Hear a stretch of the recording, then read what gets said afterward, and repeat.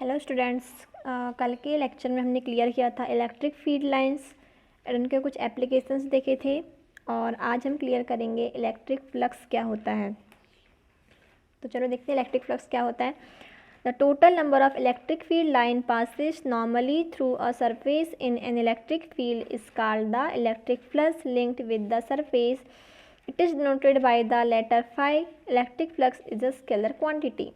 तो क्या कह रहा है, the total number of electric field lines passing normally through a surface in an electric field is called the electric flux. तो क्या होता है, इलेक्ट्रिक फील्ड से, है ना, में कोई सरफेस रखा हुआ है जो कैसा है, उसके नॉर्मली यानी कि लंबवत रखा हुआ है। तो इलेक्ट्रिक फील्ड में कोई सरफेस रखा हुआ है जो कैसा है, उसके नॉर्मली रखा हुआ है। तो उस सरफेस से, है ना, उस सरफेस से जितनी भी इलेक्ट्रिक फील्ड लाइंस निकलेंगी तो total number of electric field lines क्या कहलाता है, इलेक्ट्रिक फ्लक्स कहलाता है। और हम इसे किससे डिनोट करते हैं, phi से डिनोट करते हैं। And electric flux is a scalar quantity. और ये कैसी क्वांटिटी है, एक स्केलर यानी कि अदिश राशि है ना। फिर से एक बार डेफिनेशंस रिवाइज करते हैं। The total number of electric field lines passing normally through a surface in an electric field, यानी कि इलेक्ट्रिक फील्ड में कोई सरफेस रखा हुआ है जो कैसा है, नॉर्मली है इलेक्ट्रिक फील्ड, यानी कि नॉर्मली में क्या होता है, लंबवत, है ना। तो इलेक्ट्रिक फील्ड के क्या नॉर्मली रखा हुआ है क्या, कोई सरफेस। तो उस सरफेस से जितनी भी इलेक्ट्रिक फील्ड लाइंस पास होती हैं तो टोटल इलेक्ट्रिक फील्ड लाइंस को ही हम क्या कहते हैं, इलेक्ट्रिक फ्लक्स कहते हैं। एंड इससे हम phi से डिनोट करते हैं। और यह एक ऐसी क्वांटिटी है, स्केलर क्वांटिटी है। तो ये हो गया इलेक्ट्रिक फील्ड लाइंस। अब देखिए, it can be positive, negative and zero. तो जो फ्लक्स होता है वो पॉजिटिव भी हो सकता है, नेगेटिव भी हो सकता है एंड ज़ीरो भी हो सकता है। कैसे, देखिए आपको यहाँ पर 3 डायग्राम्स दिख रहे हैं, A B C, है ना। तो देखिए कौन सा पॉजिटिव है, कौन सा नेगेटिव और कौन सा ज़ीरो है। तो if the field lines inter a close surface the electric flux is taken negative. यदि इलेक्ट्रिक फील्ड लाइंस किसी क्लोज सरफेस में इंटर कर रही हैं, देखिए जो फर्स्ट वाला आपको दिख रहा होगा उसमें का डायरेक्शंस कैसे थोड़ा ब्लर आया है, तो आप बुक में देख लीजिएगा अच्छे से। और तो यहाँ पे डायरेक्शंस कैसा है, अंदर की ओर जा रहा है फ्लक्स के, है ना। तो इट मीन्स यह कैसा है, ये नेगेटिव है। तो यह कैसा फ्लक्स है, नेगेटिव फ्लक्स है। एंड सेकेंड क्या बोल रहा है, देखिए if the number of electric field lines, हाँ, एंड क्या दिया हुआ है, the electric flux is taken negative and if the field lines leave surface the electric flux is taken positive. यदि इलेक्ट्रिक फील्ड लाइन वहाँ से बाहर की ओर इंटर हुई, बाहर की ओर जा रही है उस फ्लक्स से, तो हम उस फ्लक्स को कैसा मतलब समझेंगे कि वह पॉजिटिव फ्लक्स है। और यदि देखिए थर्ड वाले में, देखिए इसमें कुछ लाइंस अंदर की ओर भी इंटर कर रही हैं और इसमें कुछ लाइंस बाहर की ओर भी इंटर कर रही हैं, मतलब अंदर बाहर दोनों जा रही हैं, मतलब ये पॉजिटिव नेगेटिव दोनों, इट मीन्स वह ज़ीरो फ्लक्स है। ठीक है, तो इस प्रकार से यह पॉजिटिव भी होता है, नेगेटिव भी होता है, जीरो भी होता है। पॉजिटिव कौन सा होता है, जहाँ से इलेक्ट्रिक फील्ड लाइंस वहाँ से बाहर की ओर जा रही हैं तो पॉजिटिव होगा, यदि अंदर की ओर आ रही हैं तो नेगेटिव होगा, यदि दोनों पोजिशंस आ रही हैं तो वह ज़ीरो होगा। तो ये हो गया। देखिए अब इसके बाद देखते हैं, if intensity of electric field at a point is E. क्या बोल रहा है, if intensity of electric field at a point is E. यदि किसी इलेक्ट्रिक फील्ड में किसी पॉइंट में उसकी इंटेंसिटी कितनी है, ई है, then the number of electric field lines through a unit area place normal to electric field at the point will be E. Now if there be small, यहाँ पे कुछ दिख नहीं रहा है, small of area D s, surface होगा, surface of area D S normal to the electric field vector E as shown in figure 1.41। तो सबसे पहले तो डायग्राम को समझिए, क्या है यहाँ पे पूरा हमारा इलेक्ट्रिक फील्ड, जो पैरेलल लाइन आपको दिख रही है वो क्या है, हमारा इलेक्ट्रिक फील्ड इंटेंसिटी ई है ना। अब यहाँ पर देखिए इसमें एक सरफेस रखा हुआ है जो कैसा है, नॉर्मल है। नॉर्मल यानी क्या होता है, लंबवत होता है। इलेक्ट्रिक फील्ड की कैसा है, नॉर्मल रखा हुआ है। और इसी नॉर्मल से क्या हो रही है, इलेक्ट्रिक फील्ड लाइंस पास हो रही हैं, है ना। इलेक्ट्रिक फील्ड लाइंस पास हो रही है तो टोटल जो जितनी इलेक्ट्रिक फील्ड लाइंस होंगी, मतलब जितना इलेक्ट्रिक फील्ड की इंटेंसिटी उतनी वहाँ पर लाइन भी क्या होंगी, वहाँ से पास होंगी। ठीक है, तो वही चीज़ बोल रहा है कि जितनी वहाँ पर इलेक्ट्रिक इंटेंसिटी कितनी ई है और इलेक्ट्रिक फील्ड लाइन भी उतनी ही पास हो रही है, तो हम टोटल लाइन कितनी मान सकते हैं, ई मान सकते हैं ना, मतलब टोटल इलेक्ट्रिक फील्ड लाइंस के नंबर कितने मान सकते हैं, हम ई मान सकते हैं। अब देखिए ये तो हो गया। Now if there will be small surface of area D S normal of to the electric field E. अब यदि एक छोटा सा एरिया रखा हुआ है उस इलेक्ट्रिक फील्ड ई में, एस ऑन फिगर 1.41, ये देखो आप दिख रहा है 1.41 में एक छोटा सा एरिया रखा हुआ है जो नॉर्मल है ई के। The number of electric field lines through it will be E into D S. तो देखिए अब इससे जितनी भी नंबर लाइंस पास होंगी वो कितनी होंगी, total E into D s होंगी। The electric flux linked with the surface d S will be. और तो इस प्रकार से इलेक्ट्रिक फ्लक्स क्या होता है, इलेक्ट्रिक फ्लक्स वो होता है जिससे total number electric field lines को हम क्या कहते हैं, इलेक्ट्रिक फ्लक्स बोलते हैं। तो डी फाई इजिकल क्या हो जाएगा, ई इंटू डी एस। और ई इंटू डी एस क्या है, यहाँ पे टोटल इलेक्ट्रिक फील्ड लाइंस हैं, तो डी फाई क्या हो जाएगा, ई इंटू डी एस। तो ये तो छोटा सा जो सरफेस लिया था वहाँ से जो लाइंस पास हुई थी उसके लिए था।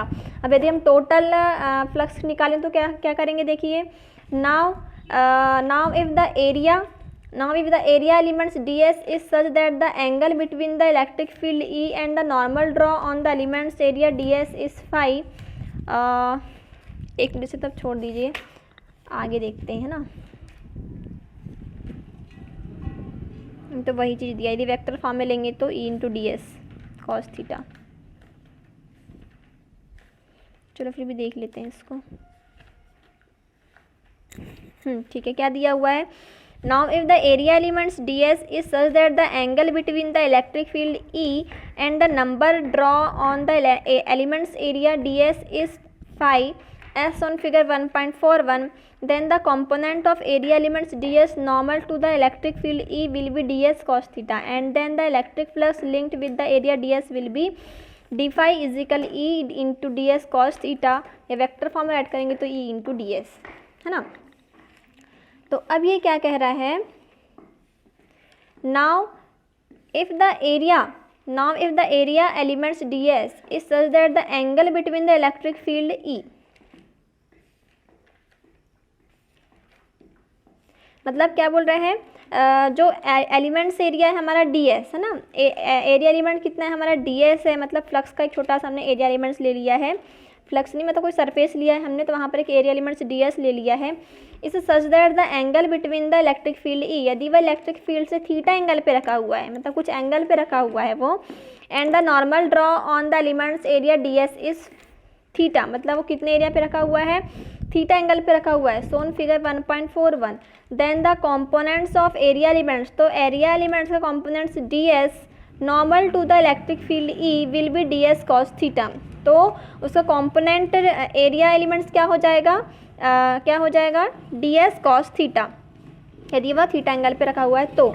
And then the electric flux link with the area D S will be, तो इलेक्ट्रिक फ्लक्स अब क्या ले लेंगे हम, D phi is equal E into D S into cos theta, या वेक्टर फॉर्म में लेंगे तो ई इंटू डी एस। तो सीधी सी बात है यहाँ पे कि यदि हम नॉर्मली बोलें तो डी फाई इजिकल क्या होता है, ई इंटू डी एस होता है ना। डी फाई क्या है, हमारा एक फ्लक्स है, और फ्लक्स इजिकल क्या होता है, टोटल नंबर ऑफ लाइन, और टोटल नंबर ऑफ लाइन कितनी थी हमारी, ई इंटू डी एस। अब यदि वही सरफेस जहाँ से इलेक्ट्रिक फील्ड लाइन निकल रही है ना, यदि वह कुछ थीटा एंगल पे रखा हुआ है तो हमारा फ्लक्स क्या हो जाएगा, D phi is equal E into D S into cos theta. अब थीटा यानी हम जितने एंगल पे रख सकते हैं वहाँ पर हम थीटा की वैल्यू पुट कर सकते हैं, ये है, ठीक है। अब देखिए यहाँ पे, so total electric flux link with the, अभी हमने एक छोटे से पार्ट के लिए निकालेंगे क्योंकि वहाँ पर डी फाई और डी एस राइट हुआ है, छोटा सा एक एरिया से इलेक्ट्रिक फील्ड लाइन निकली है। अब यदि हमें टोटल निकालना है तो हम कैसे करेंगे, total electric flux link with the whole surface can be obtained by taking the sum of the electric flux through all such small elements, the total electric flux link with the whole surface. अब यदि हमें अब क्या बोल रहा है, इस प्रकार से दीवा छोटे छोटे जो एरिया हैं उससे गुजरने वाले जो डी एस, अब यदि बहुत सारे हम डी एस ले लें है ना, बहुत सारे डी एस ले लें, वहाँ से इलेक्ट्रिक फील्ड लाइंस क्या हो रही, पास हो रही हैं ना। तो अब यदि हम उन्हें सभी को यदि हम जोड़ लें, सभी को यदि हम प्लस कर लें तो हमें पूरा का पूरा फ्लक्स कि हम बोलना चाहिए हम टोटल फ्लक्स हम निकाल सकते हैं वहाँ से, है ना। इस प्रकार से क्या हो जाएगा फाई इजिकल, और हम टोटल निकालने के हम क्या करते हैं समेशन कर देते हैं। तो फाई इजिकल क्या हो जाएगा समेशन ई इंटू डी एस, और सरफेस एरिया है तो क्या हो जाएगा double integral s E into D S vector form में। इस प्रकार से ये हो गया हमारा टोटल एरिया कैसे निकालना है, फ्लक्स कैसे निकालना है। Hence the symbol double integral S represents the surface integral, ये सरफेस इंटीग्रल को शो करता है। Thus the electric flux linked with the surface is equal to the surface integral of electric field E then the surface. अब देखिए obviously the SI unit of electric flux, इसकी SI unit क्या होगी newton metre square upon coulomb, या फिर newton multiply metre square upon coulomb. अब यहाँ पे फिर वही हम थीटा की वैल्यू में 0 पुट कर दें, 90 पुट कर लें तो हम यहाँ से मैक्सिमम वैल्यू निकाल सकते हैं। अब है factor affecting the electric flux. Electric flux को कौन कौन से फैक्टर अफेक्ट करते हैं, तो कॉमन सी बात है वही फैक्टर इससे अफेक्ट करेंगे जिससे मिलकर इलेक्ट्रिक फ्लक्स बन रहा है।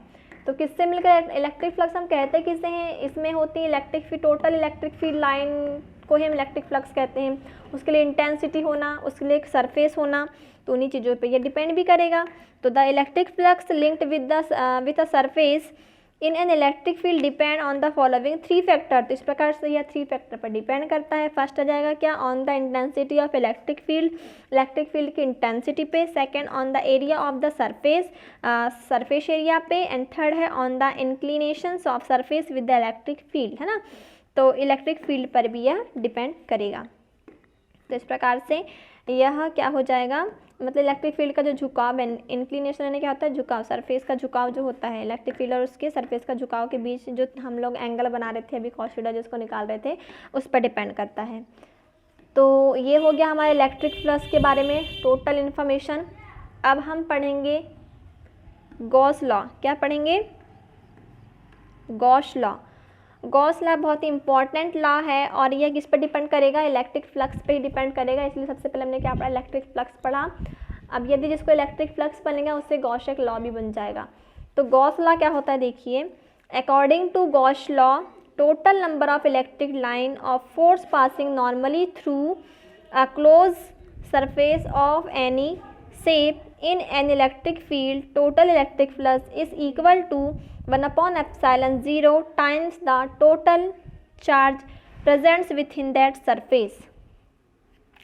गॉस लॉ क्या होता है, तो गॉस लॉ होता है, गॉस लॉ के अकॉर्डिंग क्या हो जाएगा, किसी इलेक्ट्रिक फील्ड में, है ना, the total number of electric field lines of force passing normally through the surface of any shape N electric field, यानी किसी इलेक्ट्रिक फील्ड में रखे सरफेस, नॉर्मली सरफेस में, नॉर्मल यानी क्या जो अभिलंबवत रखा हुआ है ना, तो किसी इलेक्ट्रिक फील्ड में रखे नॉर्मल से जितनी इलेक्ट्रिक फील्ड लाइंस वहाँ से पास होती हैं, तो टोटल इलेक्ट्रिक फील्ड लाइंस को हम क्या कहते हैं, इलेक्ट्रिक फ्लक्स कहते हैं।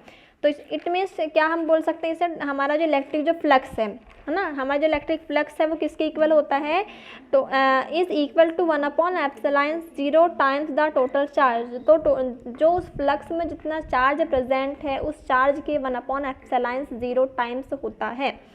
सिंपल सी लैंग्वेज में जो हमारा जो इलेक्ट्रिक फ्लक्स होता है, इलेक्ट्रिक फ्लक्स किसके इक्वल होता है, जो उसमें चार्ज प्रेजेंट होता है, प्रेजेंट चार्ज के 1/epsilon 0 टाइम्स होता है।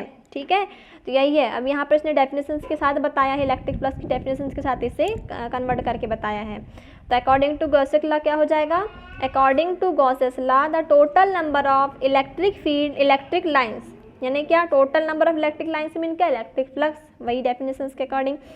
Total number of electric lines of force passing normally through a close surface of any shape in electric field, यानी कि भाई इलेक्ट्रिक फील्ड में कोई सरफेस रखा हुआ है नॉर्मली, उससे पास होने वाली इलेक्ट्रिक फील्ड लाइन्स, यानी total electric field lines, it means electric flux किसके इक्वल होगा, उसमें प्रेजेंट चार्ज के 1/epsilon 0 टाइम्स होगा।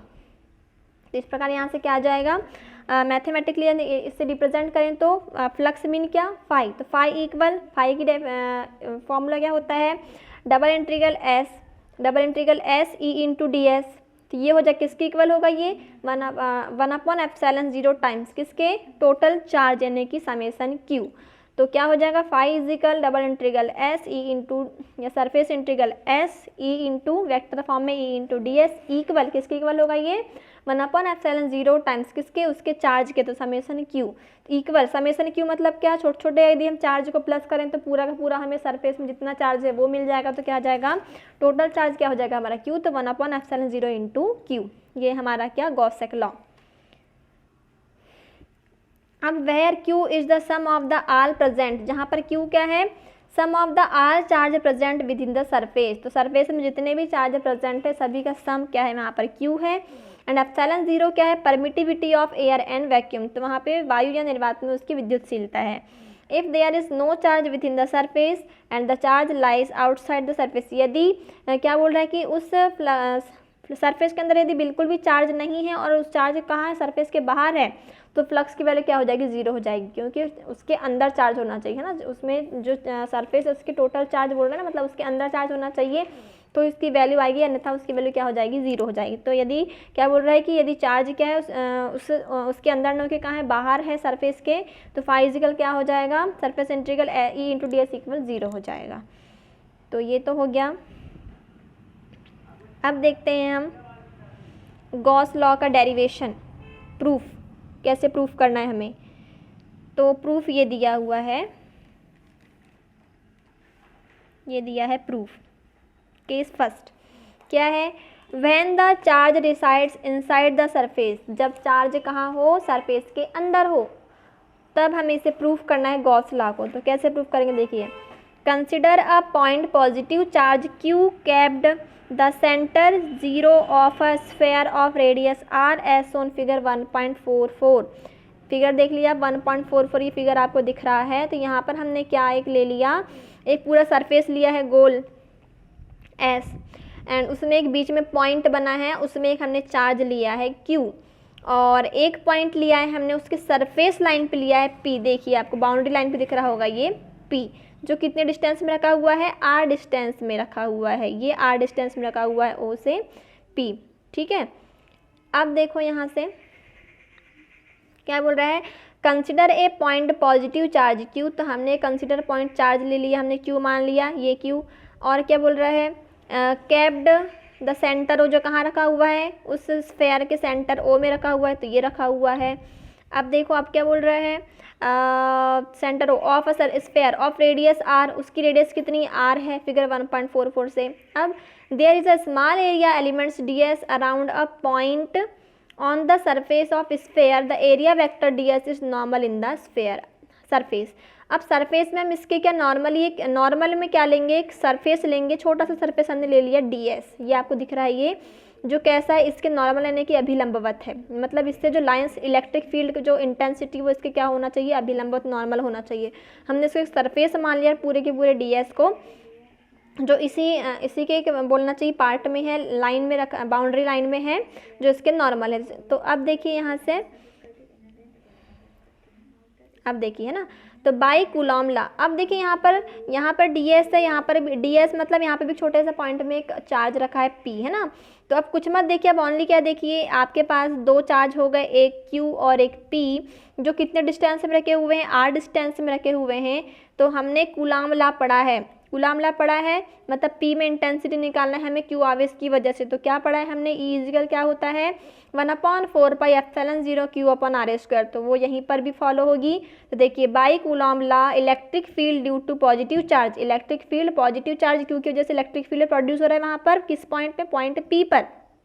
तब उसकी इंटेंसिटी ई क्या हो जाएगी, ई इक्वल 1/4πε0 Q/r²। कहाँ से आएंगे, कूलॉम लॉ से आया, डायरेक्शन क्या होगा, ओ से पी। अब since the area vector d S and the electric field E R is same direction. अब देखिए आप, जो एरिया वेक्टर डी एस है, डी एस का आपको डायरेक्शन दिख रहा है और इलेक्ट्रिक फील्ड लाइन का डायरेक्शन आपको दिख रहा है, दोनों का डायरेक्शन कैसा है, सेम डायरेक्शंस में है। तो देखिए the electric flux link with the area will be, तो इस प्रकार से एरिया एलिमेंट्स विल बी, तो इलेक्ट्रिक फ्लक्स में जो एरिया एलिमेंट्स क्या हो जाएगा, डी फाई इक्वल क्या हो जाएगा, ई इंटू डी एस, है ना, जो हमने भी डेफिनेशन से पढ़ा है। तो उसके अकॉर्डिंग क्या हो जाएगा, D phi equal E into D s हो जाएगा। अब E into D s is equal क्या देखे, ई की वैल्यू क्या है हमारे पास 1/4πε0 Q/r² है इंटू डी एस, जैसे का वैसा। अब देखते हैं यहाँ पर, now to find the total electric flux through the whole closed surface s. अब यदि हम क्या निकाल लें, टोटल इलेक्ट्रिक फ्लक्स निकाल लें एक जो सरफेस एस का, तो उसके लिए हमें क्या करना पड़ेगा, पूरा हमें समेशन करना पड़ेगा। क्या करना पड़ेगा, सभी को सम करना पड़ेगा छोटे छोटे पार्ट से। यदि हम मान लें तो we divide the whole surface s in such small elements like d S. तो इस प्रकार से यदि एस को हम छोटे छोटे सरफेस में डिवाइड कर लें, जैसे कि हमने डी एस में डिवाइड किया था, इसको वैसे हम और डी एस में छोटे छोटे डी एस में डिवाइड कर लें सारे सरफेस एस को, तो क्या हो जाएगा, and then add the electric flux, और फिर हम उससे क्या कर दें, ऐड कर दें सभी को। तो ईच एलिमेंट्स सच एलिमेंट्स को हम क्या कर दें, सभी को ऐड कर दें। तो hence the total electric flux through the whole surface s, तो हमको पूरे सरफेस एस का इलेक्ट्रिक फ्लक्स हम निकाल लेंगे। तो इस प्रकार से हम क्या करेंगे, डी फाई का समेशन करेंगे तो फाई आएगा, और इधर हमने समेशन किया तो क्या आ जाएगा, surface integral s 1/4 pi epsilon 0 q upon r square into D s, है ना। इसका हमने क्या कर दिया हमने इंटीग्रल कर दिया, है ना। अब देखिए इंटीग्रल करेंगे तो क्या हो जाएगा, 1/4 pi epsilon 0 q upon r square बाहर निकल जाएगा, बचेगा क्या, only surface integral d s बचेगा। तो क्या हो जाएगा, 1/4 pi epsilon 0 q upon r square, और डी एस क्या है यहाँ पर, total surface area of sphere है ना। स्फेयर का क्या होता है, स्फेयर का सरफेस एरिया क्या होता है, 4 पाई आर स्क्वायर होता है। तो यहाँ पे वैल्यू पुट की है हमने 4 पाई आर स्क्वायर, फिर 4 पाई से 4 pi cancel, r square cancel, तो क्या बचेगा, ओनली क्यू अपॉन एप्सिलॉन 0, है ना। तो यही क्या है, गॉस लॉ आ गया क्या, नहीं, फाइजिकल क्या हो जाएगा, क्यू अपन एप्सिलॉन 0, और यही हमको प्रूफ करना था, ये यहाँ पर ये है ना, ये क्या है, गॉस लॉ है गॉस लॉ है। तो फाइजिकल क्या हो जाएगा, 1/एप्सिलॉन 0 इंटू क्यू, है ना। तो यही प्रूफ करना था, तो हमने लास्ट में क्या कर दिया, ये प्रूफ कर दिया। तो करना क्या है, फिर से एक बार हम रिवाइज कर देते हैं, क्योंकि बहुत ही इंपॉर्टेंट लॉ है जो आता ही है एग्जाम में, है ना। तो क्या करना है, हमें सबसे पहले हमें लेना है, एक स्फेयर लेना है, और उसमें एक सेंटर में क्या लेना है, सेंटर में ओ है, उसी सेंटर में हमें एक चार्ज ले लेना है प्लस क्यू, और उससे आर जिसकी रेडियस कितनी है, आर है। फिर हमें क्या करना है, स्फेयर में ही हमें एक सरफेस, हमने एक डी एस को मान लिया, जो कैसा स्फेयर के नॉर्मल है, मतलब उससे जो इलेक्ट्रिक फील्ड निकलेगा वह इलेक्ट्रिक फील्ड की इंटेंसिटी क्या हो जाएगी, स्फेयर की क्या हो जाएगी, नॉर्मल हो जाएगी, है ना। अब हमने क्या किया, जब हमने इतना कर लिया, तो अब देखिए यहाँ पर एक डिपल बन रहा है, जो कूलॉम लॉ में हमने पढ़ा है, ओ एंड मतलब ओ में भी एक प्लस क्यू चार्ज है, और एक हमने क्या ले लिया, पी ले लिया है। तो पी पॉइंट में हमें क्या निकालना है, इलेक्ट्रिक फील्ड की वजह से जो फोर्स वर्क कर रहा है, क्यू की वजह से जो पी में फोर्स लगेगा, हमें वो फाइंड आउट करना है। तो फोर्स कैसे हम फाइंड आउट करते हैं, तो उसकी इंटेंसिटी या फोर्स, है ना, ई निकालो या एफ निकालो। तो हमें पी पॉइंट में क्या निकालना है, क्यू की वजह से जो इंटेंसिटी निकल रही है, वर्क करेगी, वो निकालना है। तो हमने कूलॉम लॉ से पढ़ा है, तो क्या हो जाएगा, 1/4 pi epsilon 0 q upon r square हो जाएगा। क्यू मतलब चार्ज और डिस्टेंस मतलब आर स्क्वायर। फिर इस प्रकार से इंटेंसिटी निकाल लिया हमने। फिर देखिए आप जो आपको दिख रहा है, जो वेक्टर डी एस दिख रहा है ना, डी एस और इंटेंसिटी इलेक्ट्रिक फील्ड ई, दोनों का डायरेक्शन कैसा है, सेम है। तो जब दोनों का डायरेक्शन सेम है, तो टोटल इलेक्ट्रिक फील्ड लाइंस क्या हो जाएंगी, ई इंटू डी एस, हमने डेफिनेशन में पढ़ा है। और E into D s is equal क्या हो जाएगा, डी फाई हो जाएगा। ये तो छोटे से सरफेस के लिए निकाला हमने, छोटा सा टुकड़ा लिया था हमने एक डी एस, वहाँ उसके लिए हमने निकाला d s, d phi is equal क्या हो जाएगा, ई इंटू डी एस। फिर वहाँ हमने ई की वैल्यू पुट किया, तो 1/4 pi epsilon 0 q upon r square into D s, ये हो गया हमारा डी फाई की वैल्यू। अब हमने छोटे से सरफेस के लिए निकाला है डी एस, हमें टोटल सरफेस का फ्लक्स निकालना है। तो हम क्या करेंगे, सभी को छोटे छोटे पूरे सरफेस को हम छोटे छोटे पार्ट्स में डिवाइड कर दें, डी एस मान लें सभी को, और सभी को ऐड कर दें। तो क्या निकल जाएगा, टोटल स्फेयर का क्या निकल जाएगा, फ्लक्स निकल जाएगा। तो हम ऐसे करेंगे, क्या कर देंगे, पूरी इक्वेशन में हम समेशन कर देंगे। तो समेशन करने से क्या हो जाएगा, टोटल सरफेस का स्फेयर का हमें फ्लक्स निकाल लेंगे हम। तो फाई इजिकल क्या हो जाएगा, surface integral double integral surface integral x. अब यहाँ पे हमने समेशन किया 1/4 pi epsilon 0 q upon r square into D S. तो कुछ वैल्यू तो बाहर जाएगी यहाँ से, 1/4 pi epsilon 0 q upon r square तो बाहर आ गया, बचा क्या, सरफेस इंटीग्रल डी एस। अब सरफेस इंटीग्रल डी एस क्या है, हमारे पूरा का पूरा स्फेयर, और स्फेयर का सरफेस एरिया क्या होता है, 4 पाई आर स्क्वायर होता है। तो यहाँ पे उसकी प्लेस हमने क्या राइट कर दिया, 4 पाई आर स्क्वायर। अब यहाँ से पूरी वैल्यू कट हो गई, क्या 4 पाई से 4 पाई कट हो गया, आर स्क्वायर से आर स्क्वायर कट हो गया, तो क्या बचा, ओनली क्यू अपन एप्सिलॉन 0। तो क्या आ गया, phi is equal q upon epsilon 0। और यही हमारा क्या है, गॉस लॉ है। गॉस लॉ क्या होता है, हमारा टोटल जो फ्लक्स है वह किसके इक्वल होता है, उसमें जो चार्ज होता है, चार्ज के 1/एप्सिलॉन टाइम्स होता है। तो वही निकल गया, phi is equal q upon epsilon 0। This is the Gauss law. ठीक, बहुत इंपॉर्टेंट लॉ है। अब देखिए आगे पढ़ते हैं।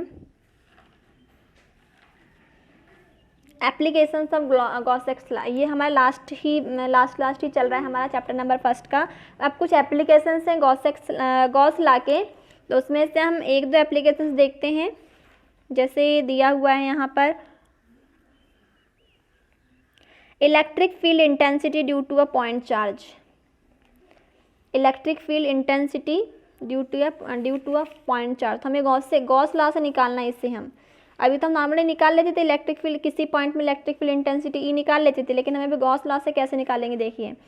लेट देयर बी, इंटेंसिटी क्या होती है बोलिए, ई इक्वल क्या होता है 1/4πε0 Q/r²। ये हमें निकालना है, किससे निकालना है, गॉस लॉ से निकालना है। इससे हमने तो फर्स्ट में इसे निकाल लिया था इजीली, लेकिन हमें भी गॉस लॉ के अकॉर्डिंग इसे निकालना है। तो कैसे निकालेंगे देखिए। Let there be a point charge Q, हमने एक पॉइंट चार्ज Q मान लिया, आप डायग्राम में भी देख सकते हैं। एक पॉइंट चार्ज हमने Q लिया एक पॉइंट O में। We are the find the electric field intensity at point P, हमें R डिस्टेंस में एक पॉइंट P रखा है, उसमें हमें इंटेंसिटी निकालना है Q के वजह से, है ना। अब देखिए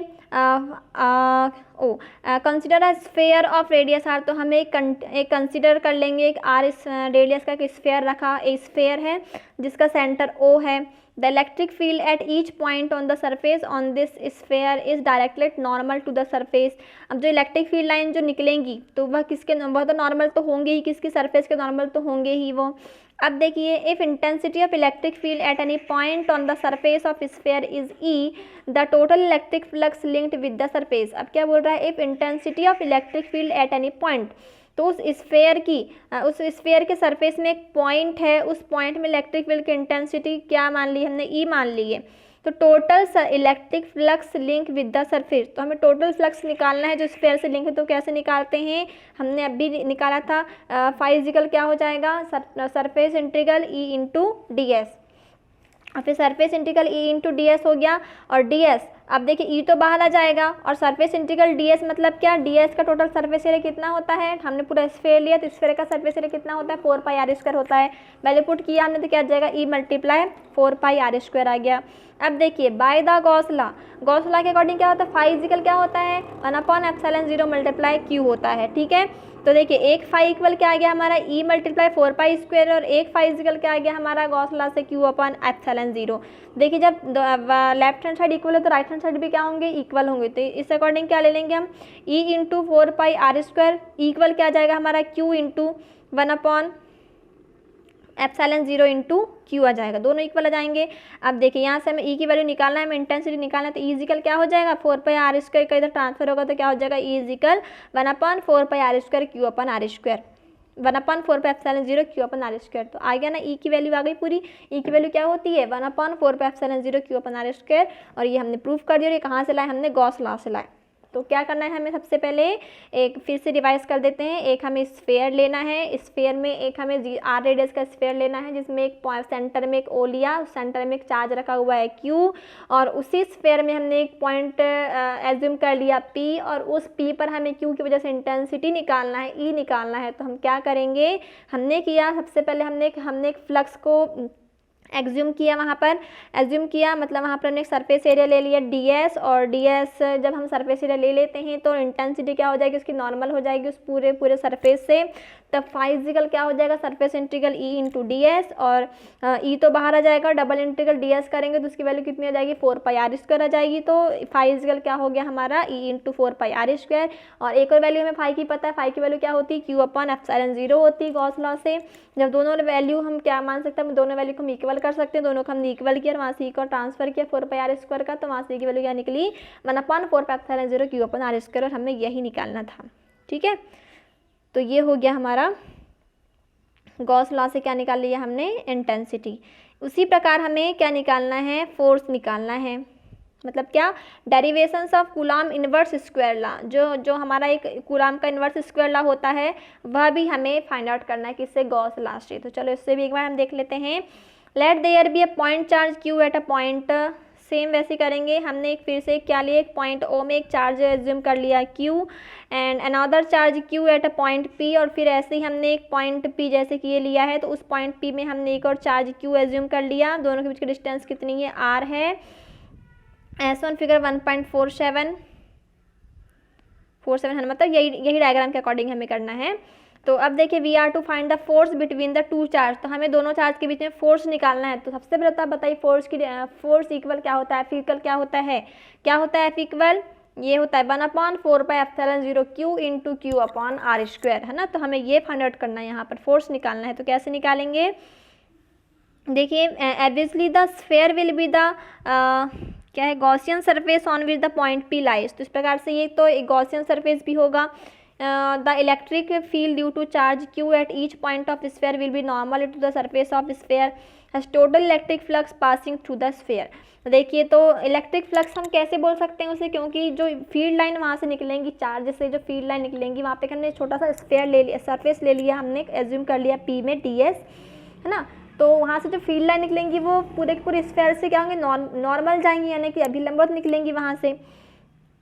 देखिए कैसे निकलेंगी, जैसे कि ये हो गया, पेन लिया हमने, है ना,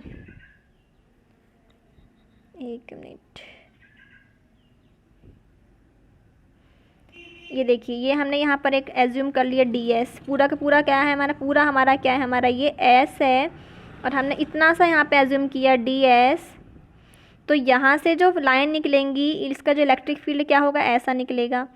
तो ये कैसा है, पूरा सरफेस का कैसा है, नॉर्मल से, नॉर्मल कहेंगे इसका, सरफेस से नॉर्मली जा रही है लाइन, है ना, यानी कि अभिलंबवत जा रही है ये लाइन। तो अब देखिए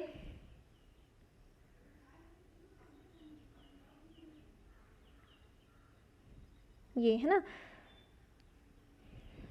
तो हम इसे हमें गॉसियन सरफेस मान सकते हैं। इस प्रकार से यदि हम उसी सरफेस को बहुत सारे पार्ट्स में डिवाइड कर दे तो हम टोटल फ्लक्स भी निकाल सकते हैं उसका, जैसे हमने अकॉर्डिंग इसमें किया था।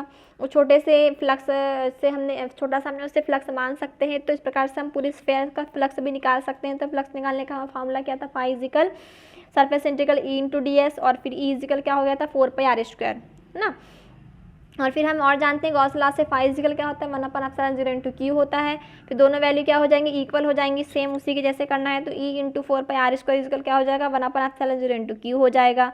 अब जब दोनों क्या होगा, इक्वल होगा, तो यहाँ से ई की वैल्यू क्या आ जाएगी, ई की ट्रांसफर कर देंगे हम इधर, तो क्या आ जाएगा 1/4πr² into q upon r²। तो सेम उसके जैसे, इतना तो सेम ऊपर वाले जैसा है। अब देखिए now the force acting the charge Q place at a point P in F, है ना।